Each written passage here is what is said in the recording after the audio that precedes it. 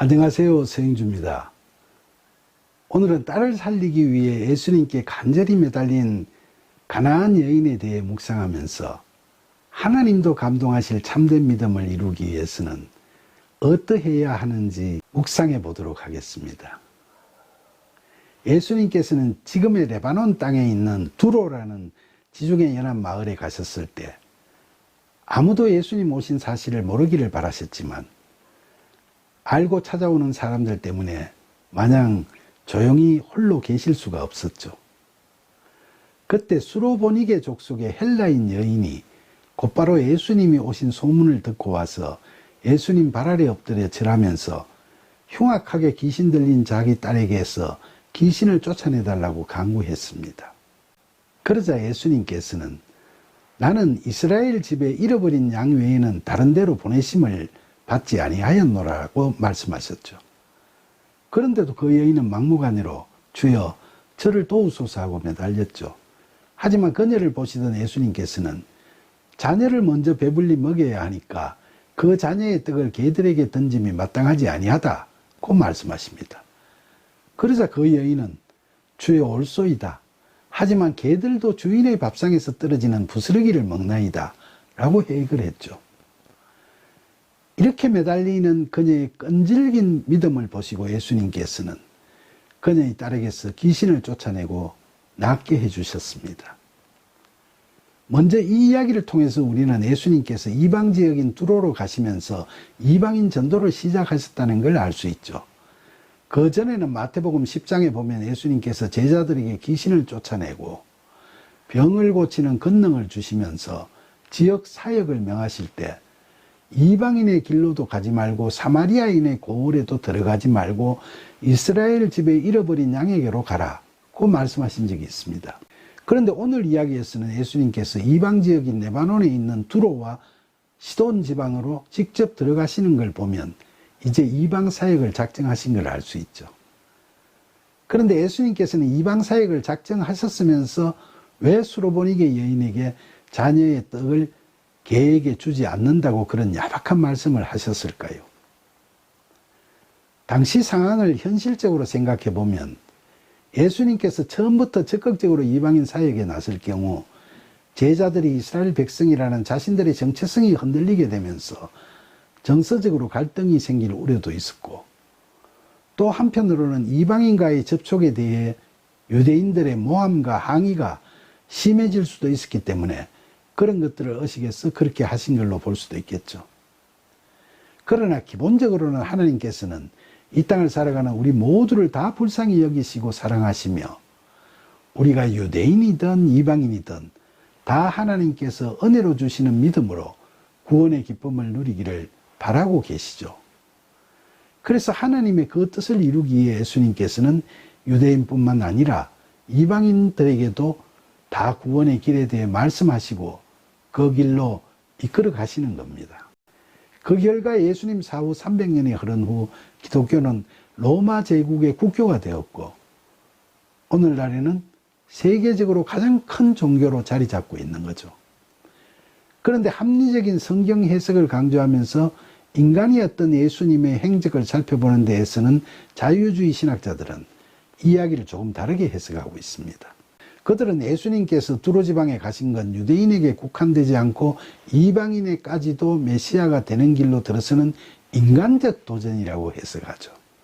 그래서 처음에는 이방 지역에 오시긴 했지만 아직 확신이 서지 않으셨기 때문에 오신 걸 아무도 모르기를 바라셨다는 거죠. 그리고 처음에는 이방 여인에게도 그런 야박한 말씀을 하시게 됐는데 그 와중에 그 여인이 끈질기게 매달리자 그 믿음을 보시고 나서야 이방 사역에 대한 확신이 비로소 서게 되셨다는 이야기입니다. 그래서 자유주의 신학자들은 이 여인이 예수님께서 인간적으로 이방 전도의 바람은 있었지만 확신이 서지 않으셨을 때 그런 예수님을 안심시키고 이방 전도의 용기와 확신을 준 사람으로까지 확대 해석하고 있죠. 그러나 그건 이야기 전에 이미 예수님께서 세상 만민에게 베푸실 복음의 진리에 대해 확신에 찬 말씀을 해오신 걸 보면 설득력 있는 해석이라고 하기 어렵죠. 너무 예수님을 인간이라는 점에 집중을 해서 보는 바람에 예수님의 그리스도성에 대한 믿음과 이해가 떨어지는 이야기를 하고 있는 거죠. 예수님께서 모르셨어, 또는 마음이 확정되지 않으셨어, 그렇게 하셨다는 자유주의 신학자들의 주장은 합리성이라는 명분하에서 범할 수 있는 학문적 오류라고 생각합니다. 그리고 실은 오늘 이야기에서는 이렇게 예수님께 초점을 맞추기보다는 수로보니게 여인의 믿음에 초점을 맞추는 것이 더 의미가 있을 것 같습니다. 사실 귀신 들린 어린 딸을 가진 이 여인은 너무나 극심한 고통과 절망, 그리고 애통함에 빠진 불행한 여인이었죠. 귀신 들린 어린 딸을 한번 상상해 보세요. 이상하고 괴기한 짓들이나 상상할 수 없는 악한 행동들을 서스럼없이 하는 딸을 보는 어머니의 심정이 어떠했겠습니까? 그런 딸을 둔 어머니로서의 처참함과 고통, 그리고 그런 딸을 고쳐줄 수 없는 무기력함과 절망스러움은 물론이고 자기 의지와 상관없이 귀신 들린 그 딸에 대한 연민과 애통함으로 그 여인은 하루하루가 지옥 같은 나날들을 보내고 있었겠죠. 그런 모녀를 보는 사람들의 차갑고 따가운 시선과 손가락질하고 더럽다고 회피하는 모습들을 접하면서 그녀는 하루에도 몇 번씩이나 죽어버리고 싶은 심정이었을 겁니다. 그런 그녀에게 놀라운 치유의 능력을 갖고 계신 예수님에 대한 소문은 칠흑같이 깜깜하기만 했던 고통스러운 삶의 길을 밝혀줄 수 있는 너무나 소중한 한 줄기 빛으로 받아들여졌겠죠. 그래서 그녀는 예수님 앞에 엎드린 거죠. 그런데 그런 그녀의 간절한 애원에 대한 예수님의 반응은 너무나 야박하고 차가웠죠. 사랑이 많으신 예수님께서 왜 그러셨을까요? 앞서 이방인 전도와 관련한 현실적인 문제 중심으로 몇 가지 해석을 해보았지만 여기서는 믿음의 관점에서 한번 생각해 보죠. 오늘 이야기의 전개 과정을 쭉 살펴보면 제가 보기에는 예수님께서는 그 여인을 그렇게 자극함으로써 절실한 믿음을 고백할 수 있도록 유도하신 것 같습니다.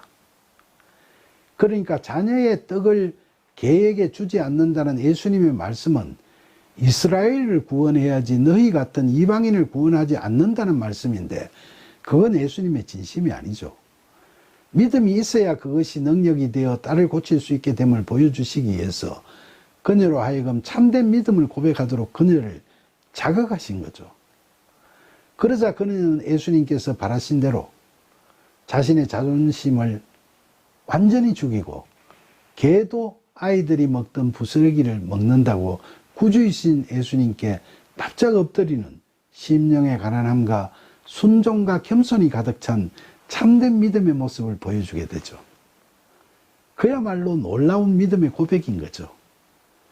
예수님의 자극에 결코 상처받지 않는 믿음, 예수님께 자존심을 완전히 내려놓는 믿음, 그 믿음이 바로 딸을 고치는 능력이 된 겁니다.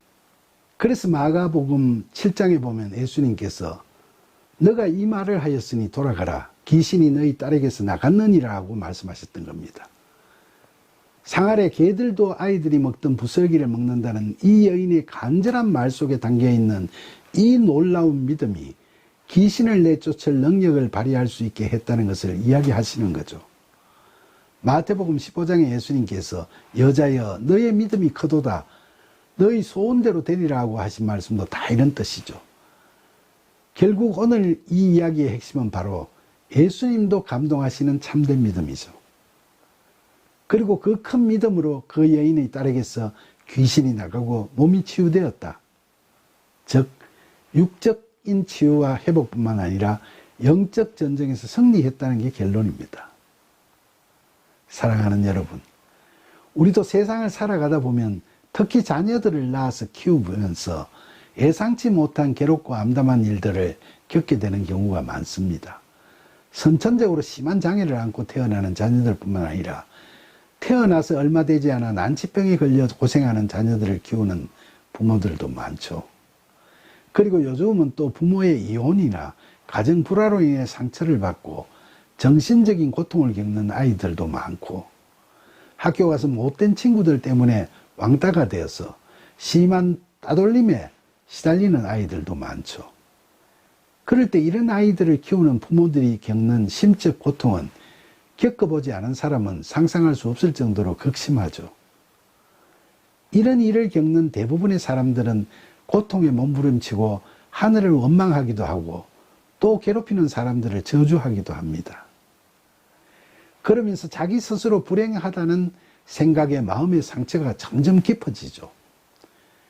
그러나 사도 바울은 고린도전서 10장에서 사람이 감당할 시험 받기는 너희가 당한 것이 없나니 오직 하나님은 미쁘사 너희가 감당하지 못할 시험당함을 허락하지 아니하시고 시험당할 즈음에는 또 피할 길을 내사 너희로 능히 감당하게 하시느니라라고 이런 우리를 위로하고 있습니다. 우리가 스스로 불행하다고 생각하면 불행은 더욱 깊어지고 고통스러울 따름이죠. 고통 가운데서도 피할 길이 있다는 희망을 갖고 깜깜한 밤을 밝혀줄 불빛을 찾아가는 적극적이고 긍정적인 사고로 하나님을 찾고 간절히 기도드리면 우리는 사방이 다 가로막혀버린 것 같은 삶의 질곡 속에서도 이것을 벗어날 수 있는 새 통로를 반드시 찾을 수 있을 겁니다. 인도 시인 타고르는 태양을 잃었다고 울지 말라, 눈물이 앞을 가려 별을 볼 수 없다고 스스로 상실의 슬픔에 젖어 비관적으로 살지 말기를 당부했죠. 우리가 살아가면서 남들에 비해 잃어버린 것, 모자라는 것이 많다고 스스로 절망하고 낙담하지 말고 수로보내게 여인이 보여준 신실하고 끈질긴 믿음으로 하나님을 찾으면 우리 앞에 드리워진 불행의 그림자는 말끔히 사라질 겁니다. 그리고 성경적으로 보면 오늘을 살아가는 우리 모두는 다 귀신 들린 수로보니게 여인의 딸처럼 우리 지체 속에 있는 죄의 법에 사로잡혀 있는 죄로 병든 사람들이죠. 우리가 이런 심각한 영적 장애에서 구원의 치유를 받으려면 그동안 우리가 어떤 삶을 살아왔든지 오늘 이 순간 하나님 앞에서 진정으로 회개하고 나의 나된 것은 다 하나님 은혜요, 하나님은 우리를 사랑하시고 구원하신다는 확고한 믿음을 갖고 나의 모든 것을 다 내려놓고 수로보니게 여인처럼 하나님께 엎드려 하나님의 신실한 자녀가 되기를 간절히 기도하고 간구하면 우리의 그 믿음이 바로 능력이 되어 하나님 나라의 문은 활짝 열릴 것이고 공고한 삶을 살아가던 우리는 사망의 몸에서 건짐을 받을 겁니다. 막막하고 어려운 상황에서도 결코 좌절하지 않고 항상 감사하고 기뻐하는 마음으로 하나님을 찾으며 낫기를 기도하는 우리들을 사랑이 많으신 하나님께서는 반드시 그 죄의 늪에서 건져내시고 살리실 거라고 굳게 확신하면서 늘 흔들리지 않는 믿음 주시는 귀하신 예수님의 이름으로 기도드립니다. 아멘.